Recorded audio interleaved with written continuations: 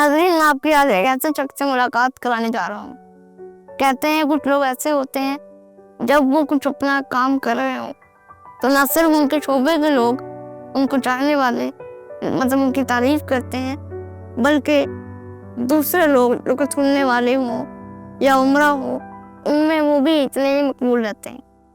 जब मैं इनसे मिला तो मुझे इस बात का इदराक हुआ कि ये ना सिर्फ लिखते हैं, लिखने वालों का पैगाम दूसरों तक भी पहुंचाते हैं। इनके स्टूडियो में आज आया हूँ तो सोचा कि इन्हीं से गुफ्तगू करूँ और इनकी बातों से आप भी रोशन हासिल।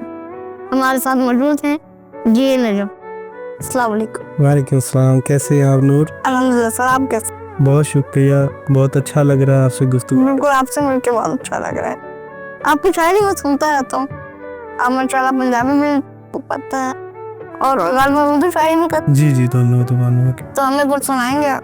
जी मैं बिल्कुल सुनाऊंगा। पहले उर्दू कुछ सुनाऊं या पंजाबी? जो आप सुनाते हैं। चले, मैं आपके लिए एक तो शेर पेश कर दिया देता हूँ कि मैं गम से फैज़ याब मुकम्मल नहीं हुआ, मैं गम से फैज़ याब मुकम्मल नहीं हुआ, तो क्या मेरा हिसाब मुकम्मल नहीं हुआ, जब तक तुम्हारे होंठ उतारे नहीं गए, जब तक तुम्हारे होंठ उतारे नहीं गए, कागज़ पे भी गुलाब मुकम्मल नहीं हुआ, तन्हाई फिक्र दर्द तमन्ना सकून शेर, अपना तो कोई बाप मुकम्मल नहीं हुआ, और कलियां चटकना बाकी रही नज्म जब तलक, फितरत का इनकलाब मुकम्मल मुकम्मल।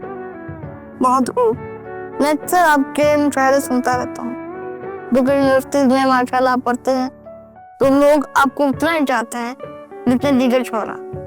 तो ये सफर आपका घर में लाहौर से नहीं है, आप कहाँ से हैं? मेरा ताल्लुक जो मेरा भाई इलाका है वो है इकबाल नगर, साहिवाल डिस्ट्रिक्ट में आता है। तो अरसा 20 से 22 साल हो गए हैं कि मैं लाहौर में आके यहीं पे बस गया हूँ। वालदैन उधर ही हैं अभी, ठीक है, तो लेकिन हमारा सारा सेटअप यहाँ पे हो चुका है। तो ये समझ लें कि अपनी ज़िंदगी का ज़्यादा हिसाब लाहौर में गुजर चुका है। पहला शेर लाहौर में कहाँ जमा? नहीं, पहला शेर मैंने गवर्नमेंट कॉलेज साहिवाल में मैं तालीम हासिल कर रहा था, तो मैंने जो आगाज़ हुआ मेरा शायरी का वो गवर्नमेंट कॉलेज साहिवाल से हुआ। अच्छा, शायर की एक कैफियत होती है जब वो शेर कह रहा हो, तो यकीनन आपने भी किसी कैफियत में कहा होगा। देखिए, कैफियत इस चीज़ की मुतकाज़ी होती है कि आप किस सिचुएशन से गुज़र रहे हैं, किस मामलात का शिकार है। कभी जो है कैफियत में आप बहुत ज़्यादा रोमांटिक हुए होते हैं, कभी बहुत ज़्यादा गमगीन होते हैं, तो फिर इस जो मिली जुली कैफियत होती हैं इनके अंदर रह के जब आप कोई शेर आपके ज़हन में आ रहे होते हैं तो वो उसी तासर में आ रहे होते हैं। तो आपको लग रहा होता है कि आप कई दफ़ा बहुत संजीदा शेर कह रहे हैं, तो क्योंकि आप संजीदा कैफियत से गुजर रहे होते हैं, उन मसाइल से गुजर रहे होते हैं, बाज़ का कैथारसिस आप अपना कर रहे होते हैं, बाज़ का किसी सिचुएशन से, किसी कह ले अलमिये से आप मुतासर होकर कुछ लिखना शुरू कर देते हैं। तो ये सारी चीज़ें आपकी कह ले कि शायरी का हिस्सा आती हैं। शायरी में आपके कोई उस्ताद हो?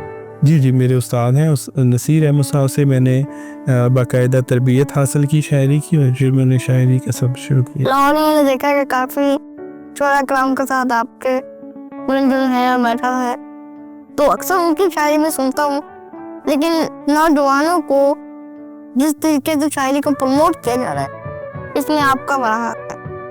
तो जी अच्छा नूर, पता क्या मामला ये है कि देखिए हर बंदे के पास रिसोर्सेज होते हैं, लेकिन अगर आप सोसाइटी की तरफ कंट्रीब्यूशन नहीं ना कर पाते तो फिर आपके उन रिसोर्सेज का कोई मान ही नहीं रह जाता। तो अगर अल्लाह ताला ने आपको कुछ दिया है तो असल में वो उनका हक है जो आपके पास मौजूद है, तो आपको उनको रिवर्ट करना चाहिए। मैंने कभी भी ये नहीं कहा कि किसी को मैंने नए लिखने वाले को इंट्रोड्यूस करवाया है तो उसका मकसद ये था कि मैंने उनके ऊपर कोई एहसान किया, नहीं भाई, वो उनका हक था जो मैंने उनको दिया है।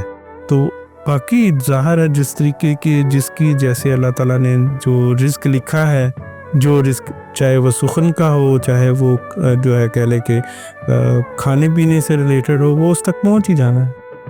देखिए जैसे नाज़रीन, ये तो इनका ज़र्फ है जो कि ये तारीफ अपने ऊपर लेते हुए हैं, लेकिन میں یہ ضرور کہوں گا کہ ایسے بہت سے کم لوگ اس فیلڈ میں موجود ہیں.